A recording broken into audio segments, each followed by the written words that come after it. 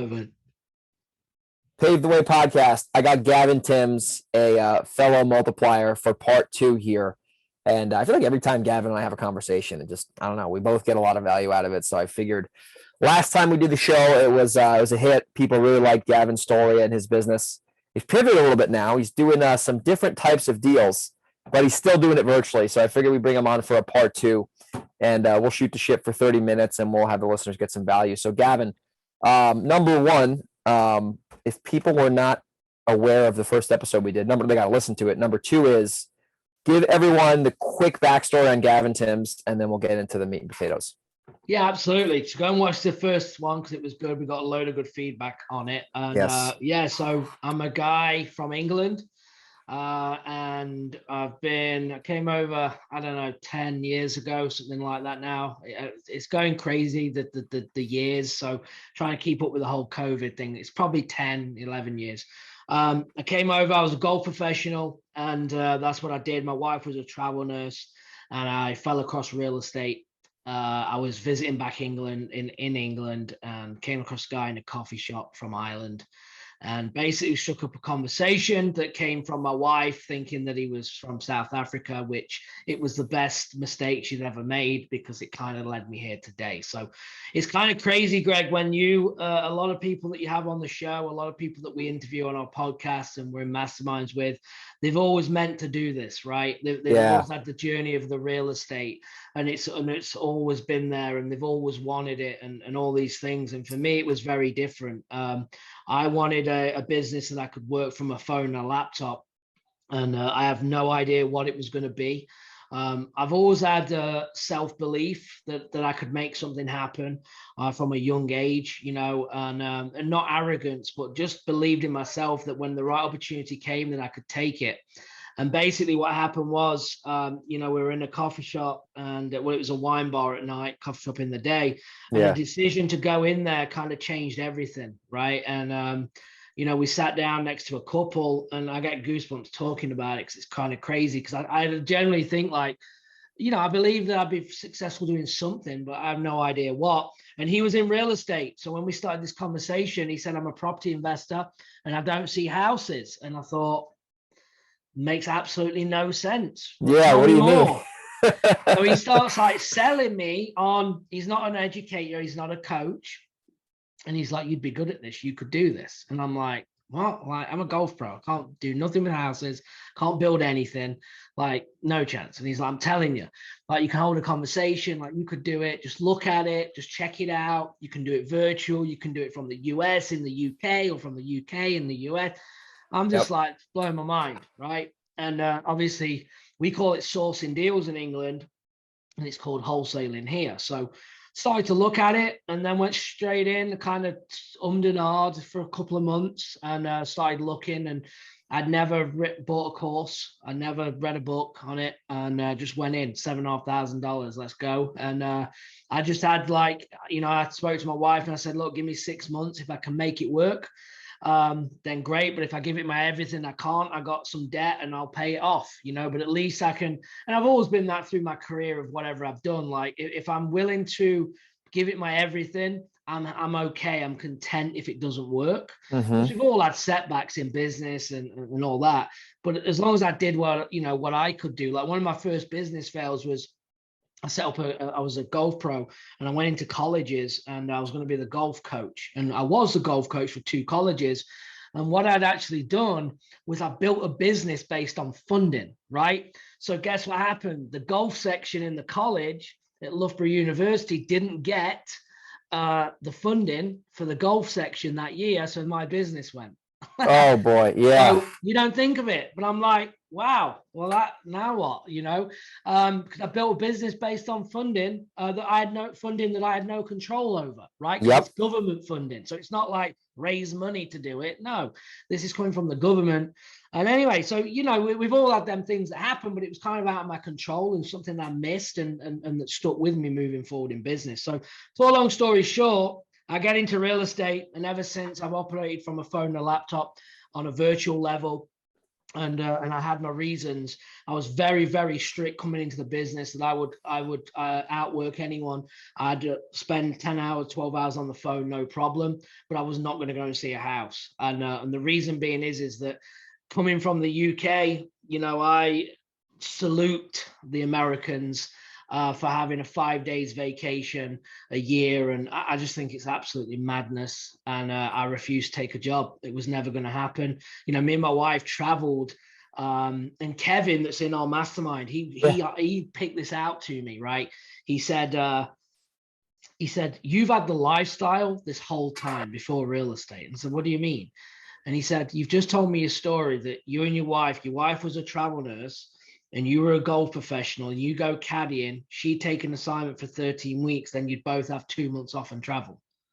And then you'd pick up more work, and she'd take a travel assignment, and then you'd do it again. And we did that for years. And he's like, you've had the lifestyle the whole time. And I was like, well, now you think about it, I have. So true. Right? Yeah. So true. So I was like, well, yeah, now I just obviously make more money doing it instead of just building money up and spending every dime and going building it up again all the time.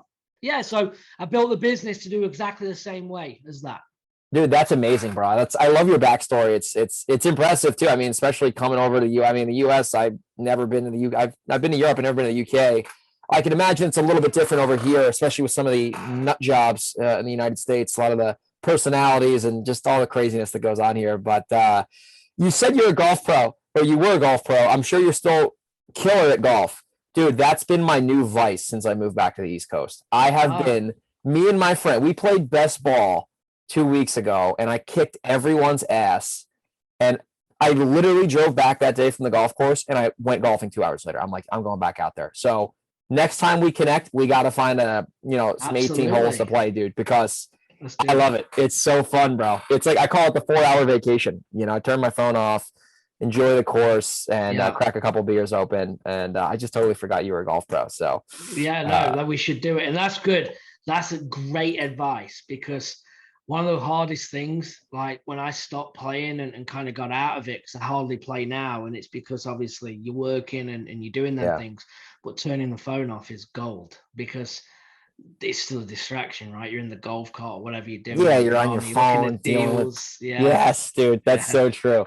So the first episode we did, we covered the virtual wholesaling model. We unpacked that. So if people have not heard that episode, go back into the archive and listen.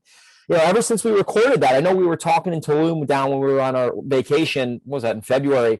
You were starting to get into some bigger deals. You did a big one in Hawaii. You did a massive one in Hawaii. I think we covered a little bit of that. But you're doing, I know we got on the phone a couple of weeks ago. I was driving back here to New York, and you were going over to Alabama to look at some of your rehabs. Yeah. So let's just kind of get into maybe the pivots you've made over the last 6 months in your business and really how that's been going. Because I know you guys are doing some big fat deals in markets where people wouldn't think they would exist, Yeah, no, absolutely. We've wholesaled in the last 2 months. We closed 2 wholesale deals in Bama for 50 grand each. That's just wholesale. We did not take it down. And that's in, and if you know what you're doing and you're going after the right things and they're there, right? Yeah. And guess what? And people go, oh, well, why are you beating the seller down on price? That lead was not negotiated with the seller. He told us what he wanted, and we said we will buy it, and we made 100 grand off 2 of his properties. So there was zero negotiation. Like, we just gave him what he wanted, because obviously the value add, it was a high end area, which anyway, we'll come into that. But we started to get into flips. So one of our rules, and I would say we stick to this 95% of the time, right? We're not perfect, but our rule is that if we can't wholesale it, we don't buy it. Okay. So if anyone gets anything I'm about to tell you from this episode or podcast, it would be that. Stop buying the rehabs when another buyer doesn't want it. It makes no sense. If someone else doesn't want your deal, it's not a deal. That's gold, bro. That is gold. That'll save someone 100 G's right there. 100%. I see it all the time, Greg, all the time, when they go, well, no one wanted it, so we bought it. No, you've just took on way too much risk. You're going to make no money. No, stop. If the art is in finding the property, okay, and if I can wholesale it for 20 grand and then I want to take it down, I need to be making 60. And people are like, how are you making 60 grand on a flip in Alabama? It's because the wholesale fees built into it, because we've got it at a discounted enough price. And this was when the light bulb went off, when I could convince the team to do it. I'm like, look, you guys are smart enough. Forget me, because I'm not in the ground, right? I'm making decisions based where it doesn't need any more of my effort, right? Yeah. So it's easy for me to have this vision and go. But they needed to be all in. And when they seen it, and that we could do it, and that's kind of what we started to do. So, we have right now, we just sold one. We spent 16,500 over because we had one of our GCs got in a big accident, right? And we still made 48,000 on it. Okay. And that's with after paying the money guy and everything. We've got another one right now that's being staged on Monday. It'll be listed next weekend. And we should make 50, 60 on it. We've got the third one that I purchased myself on that one. We should make 80, if not more, on it. Big deal. So the cranking, we closed one Friday, another one on Friday we're closing. We've got 2 more after that in closing, and we try and spread, Greg, to close one every 2 to 3 weeks is when we're trying to push the closing out. So then what we've done, we've got now the ground crew that will just jump to property to property to property. So we've actually thought this out, where we're not just on a whim just taking them. We're trying to make sure that when the certain crew gets done, that we're feeding them the next one, so it kind of hops along, but still making sure we're buying at the right price. So if we're not going to just buy for the sake of it or just to keep a crew busy, it's none of that. We're actually doing it again for what we can wholesale. So our wholesale numbers have gone down, our rehab have gone up, but our overall profits have gone up massively. I can imagine that. And now you're doing this in Birmingham mostly? This is not in where in Alabama is this? So this is Birmingham, Alabama. And then also I do some stuff in Florida as well on the East Coast. I have another, partner there. And we do more wholesaling, but we just got a contract last week on one that they're thinking they want to take down. So I'm down for that. Is this in like Miami, Florida? Are you guys doing deals? No, like Port St. Lucie, Indian River. Melbourne Beach. Yeah, Melbourne Beach. Yeah. Okay. My great uncle used to have a house. I think he still has a house. He's deceased, but I think someone in my family owns a property over there. I know exactly where it is. That's interesting, man. That is something that I'm sure you made that one point. I want to just emphasize that if you cannot wholesale the property to your list of whatever, and you think it's a good deal to buy, I don't think I've ever actually, you know what, Gavin? I am guilty of this. I own a house right now that no one wanted. It's on the market. We just listed it on Monday. I think I'll do all right on it. But that property was listed on the MLS. Long story short, the property was listed on the market. He got a mailer from me. And I'm like, dude, like your property is listed. Like, why are you going to sell it to me at a deep discount? And he's like, I don't want to deal with it. So I made him a crazy ass low offer and he took it. We went into escrow and I was actually in Tulum. I think I was drunk when the home inspection was going on. I had like 8 beers deep. I'm drunk. The home inspector calls me. Yes, listeners, I do drink sometimes. I'm not a perfect human here. I'm hammered in that tent. And I remember I'm on my laptop and he sends me an email and I'm like, dude, what should we do? Like, cause he always like tells me the deal. And I'm like, oh man, like this thing was messed up, this house. And I'm like, dude, I got to call you tomorrow. Like I can't make good decisions right now. So called the guy back. He's like, dude, this house is jacked up. I called the seller when I got back to California and I did a massive price reduction, which I normally don't do, but I had to.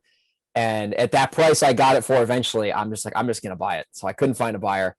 So now I own it, but if it doesn't work out, I can keep it as a rental. But generally speaking, I will follow that advice. Yeah, no, absolutely. But the market's going up as well, right? So any time you're going to get away with it, it's now. But you want to get rid of it because if it goes, then you're going to be stuck with it, right? And I believe, and I've never been in the crash. I wasn't in business when we went through the last recession. Yeah. So, but I can't imagine, nor have I seen numbers that when you're making, 60K on a rehab, that the market is going to turn that fast. That you're going to lose, and I have other kind of things that we got like not goals, but that we stick to. Like for instance, I'm turning and I want to be on the market within 12 weeks, right? So I'm purchasing, buying, rehabbed, and back on the market in ideally 4 to 8 weeks, 12 at the max. That is a goal because we feel we can be in, out, and sold before any craziness if it does happen. Okay.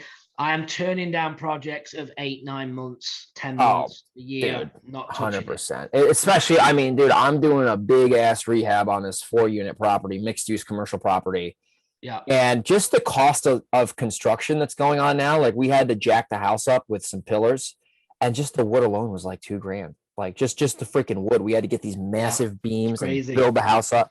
I'm just like, man, it's crazy. I mean, we did another one. We blew the back of the house off. I mean, we do some big rehabs. So like, I'm just like, you know, at the end of the day, like, it is what it is. But here's something that I'm sure a lot of wholesalers right now are listening to this and they're excited. I want your thoughts on this.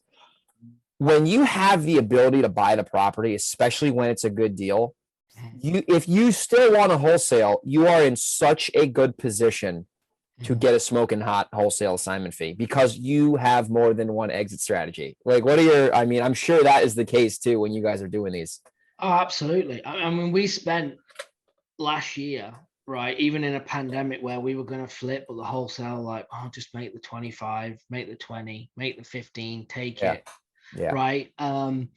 But yeah, when you start then raising money, right, and private money at that, everything then just becomes like even easier, and you become in more power of making offers. Your acquisition from your sales cycle is better and stronger because now you are truly the buyer.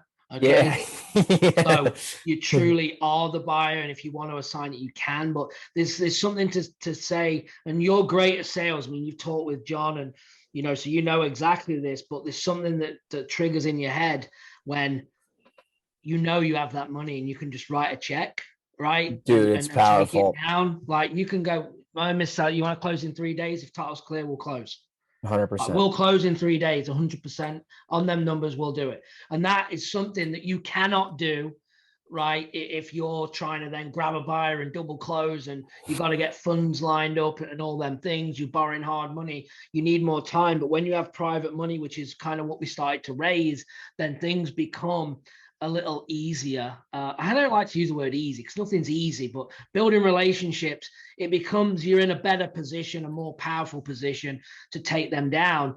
And we're, you know, our goal, Greg, is I want to assign and double close very little. And I want to be taking it down and wholetailing it and flipping what we don't. And then as a rule, like, it's not worth the hassle, let's just wholesale it for 10 or something. Totally, dude. That's our goal, is to do that. Dude, that is such a golden nugget, because when you, like you said, when you have the ability to take down a deal with private money or your own money, I mean, hard money is a little, I've done a lot of those, but that's a little different. I'll give you an example just to drive this point home. We rehabbed a house, made $93K net on it earlier this year. And the guy called, it was a follow. Yeah, thank you. It was a follow-up. The guy's like, dude, I need to sell right away. And like something happened where he needed to freaking get these funds. And I said, dude, I will come here. I need to get in once. I'm bringing my funding guy with me. Like I told him I'm raising the private money. We walked the property. My funding guy gave me the green light, private investor. Dude, we funded that deal. I mean, New York, it's you know, long here, but we funded it in 30 days, which is rare out here. And I knew the whole time I was buying that house. Like I didn't have to, like I have a wholesale deal. I have to go to the closing tomorrow because it's so hairy, where it's a huge spread. It's a 3-unit building, kind of in a shitty area. And we got like the buyer's lender, and there's all these like weird ass things going on. Yeah. So I've honestly found, I did a podcast on this, dude, and I want to hear your thoughts on this. Maybe it's different market to market, but I have found, you know, in my journey so far, if I'm talking, if you're wholesaling and making big spreads, like 30,000 plus spreads, a lot of the times I have found that harder than just closing on the property yourself. I've found it easier to raise capital and buy the damn deal because it's more straightforward. When I get into these big wholesale deals, they get really hairy, dude. The sellers. Because you're trying to, you got to disguise. You got to bring in transactional funding. You got to do a back-to-back close. You can't assign. because Yes. no one's happy paying 30 grand fee, right? Yes. Yes. On the 250Ks that we did in Bama, and that was it, we bottled doing the rehabs. We did. It's in a high-end area. They needed 450,000 a piece putting into In rehab. In rehab. And these are we bought them at what they would be worth. We bought them at retail. This is the crazy thing, right? So pay attention. Yeah. We bought them at retail in an area that is up and coming in a very high-end area. And you're talking about taking something that is 1,800 square foot, that's just a plain Jane house, right? Ranch style, and you're going to now blow the roof off it. You're going to make it a 400,000 square foot. You're going to take the ARV from 450 to 1.5 million. Yeah. And that's what your buyers are doing. So by having them buyers and us locking up them deals, we can deliver that for it to make sense. And we looked at that deal, and I bottled it. I didn't want to do it, and the team was like thinking about wanting to do it, and then we all said no. And we took 50 grand of property, because we would have had to put 450 in. It would have took probably 8 to 10, 12 months to do. And we probably could have made 400 grand of property if it all went well. But here's the thing, we wholesaled that nearly 2 months ago. He still hasn't put a hammer on the building yet because of all the zoning that needs to be done in that area. So he knew by buying it, he was going to sit on it for 3.5 months before you can even swing a hammer, right? And I'm like, I'm not sitting on $2 million tied up or whatever it needs to be for 8, 9, 10 months in this market. I'm not doing it. And sometimes you have to eliminate your risk and keep, like, don't go after the shiny object, because I thought, hold on, take your 100. If now we're 700,000 off as a business, can I make 700 grand in 8, 9, 10 months? Yes, I can, at way less risk. Totally, dude. That's such a nugget too, especially with a high-end development deal like that. I mean, I'm doing a wholesale in California right now in San Diego, and it's the same deal. It's like, yeah, I could blow it out and do ADUs, and I'm like, but no, like, cost of lumber is tripled. So I'd rather take my wholesale fee and run. And it's a good enough deal either way. If I had to buy it and put it on the MLS, I could do that. But yeah, no, that's a great takeaway. Now on the lead gen side here, now with these deals, are you doing anything differently besides what you were doing, or are you're just it's simply the exit strategy for you here? Yeah, exit. Yeah. So and maybe we are going to. I talked to you about direct mail, right? Yes, you I love mail. Direct mail, and yes. I don't. Well, I don't not love it. I just don't do it because I have a better return on cold calling. But with my spreads now going up, I'm willing to spend more on marketing because I can still create that profit, right? And maybe have an easier time doing it. So we are going to look at direct mail and still work them. But our thing's very clear. Our first thing from an acquisition is they're wholesalers. Our acquisition, our numbers are all wholesale, and then we choose if we want to buy it. That's the key to really get the spread of what you need, and you can't come off that, And I don't want to sit here and say that we're not perfect.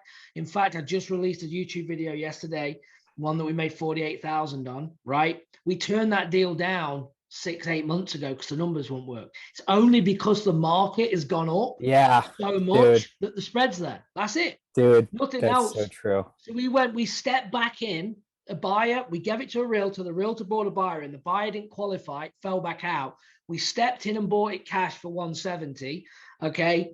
And this deal, 6-9 months, we couldn't do anything because the market, there was no spread. So I'm like, I didn't want it. I didn't want to take it. I was like, no, like, the market, something happened, but we said, look, we can get in and out fast enough, and it was a bit of a gamble, and we still made 48. So we do take it sometimes on the limit, and that one was, but for the majority, we do stick and stay disciplined to only taking down wholesale deals. No, that's so smart, man. That's so smart, because once you start kind of deviating from your principles and your criteria, that's when you can get in trouble. You know what I mean? And that's something, it's hard. It takes a lot of discipline, especially when you're getting a lot of opportunities coming to your desk. I mean, I've noticed too, like we have a deal right now where we're kind of in a quagmire on, where it is a good financial deal, like on paper.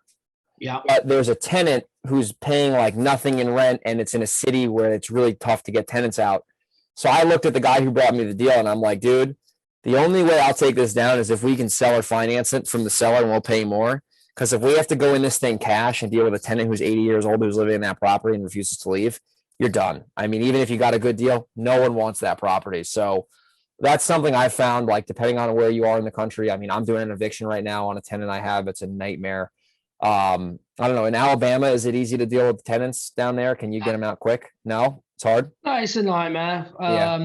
It's the same, but we don't, again, but you gotta, if we're gonna, normally we make the seller we'll help, but we gotta get rid of the tenant before we take purchase of it. So we'll do that if we can. We got one right now that we will close on, and we're getting ready to get rid of the tenant, and we're just holding, and we're ready to buy it. Seller everyone knows what's happening, but we got to get we make sure in the paperwork that the tenant leaves, unless they want to heavily discount it, and we'll deal with the tenant. But otherwise they'll stay owner, and we'll make sure we do a final walkthrough, and then the purchase will go through. But we're very upfront and clear about that. And I want to say as well, because people listening to this, is that you're only as good as your team. I talked about that. I'm a massive relationship person. You know, I have a great team. And we're not a big team. I have a partner on the ground. She runs all the rehab. And then we have a crew with GC, and he runs his crew. And we have it set up nicely. We're building.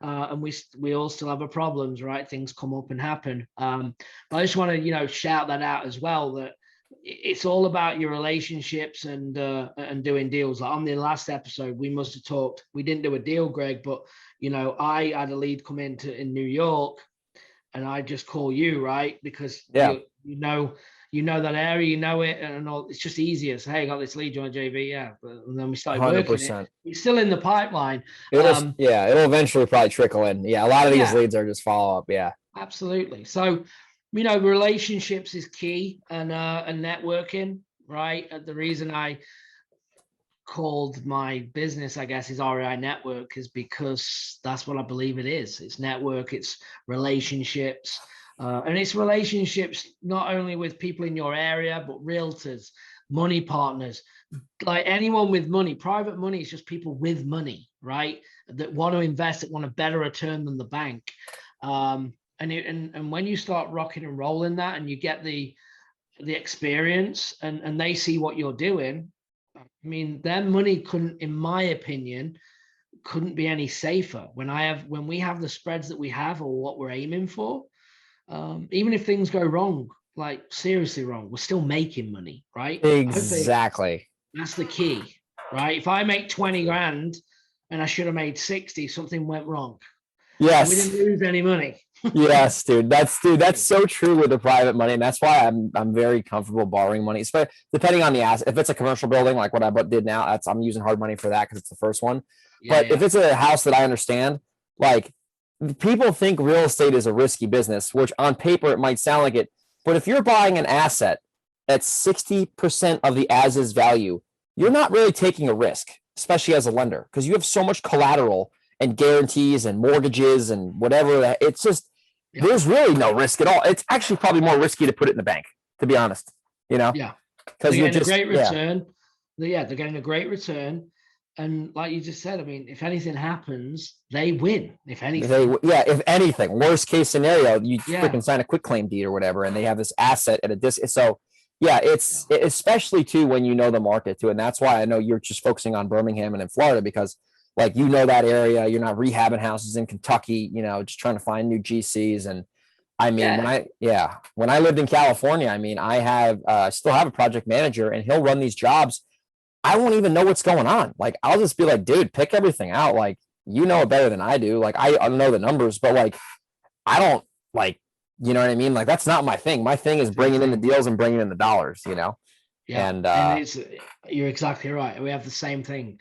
Like, people in my team make decisions. I don't know what's going on. I don't know what's happening. You know, but that again is building relationships. I'd look at the numbers. Are we profitable? What, all them things. But in terms of, like, if we're buying this mirror or that mirror or this, dude, I don't even know what's happening. Yeah. No, I don't think I've ever went to Home Depot to get materials in my life, ever. I'm not kidding. I've never picked out it's not that I can't do it or won't do it, but it's just not my thing. Like, we're renovating the apartment I'm going to live in. And I'm like, dude, buy it all. Like, just this is the budget, buy it all. And I went there yesterday and it looked good. I was like, all right, cool. Like we're set, you know? So Gavin, man, this has been a fun show. I want to wrap it up here. So you have a great podcast. You just had me on as a guest a couple of weeks ago. It was awesome. What is the podcast called? And how can people find out about A, the podcast, and then B, if they want to get in touch with you? Yeah. So the podcast is REI Network with Gavin Timms. The YouTube channel is the same. We got some good footage coming from the flips that we just went out and did. And then if anyone needs me, you can send me a private message on Instagram, which is at gavin.timms, or just email support@reinetwork.com. Awesome. We'll make sure Anna, my wonderful assistant, will put that all in the show notes. We'll have that out there. And dude, it's awesome to see you growing and crushing it in your area. And Likewise, bro, I know some people are going to get some value from this. Awesome. I appreciate you. Keep killing it. Thanks, bro.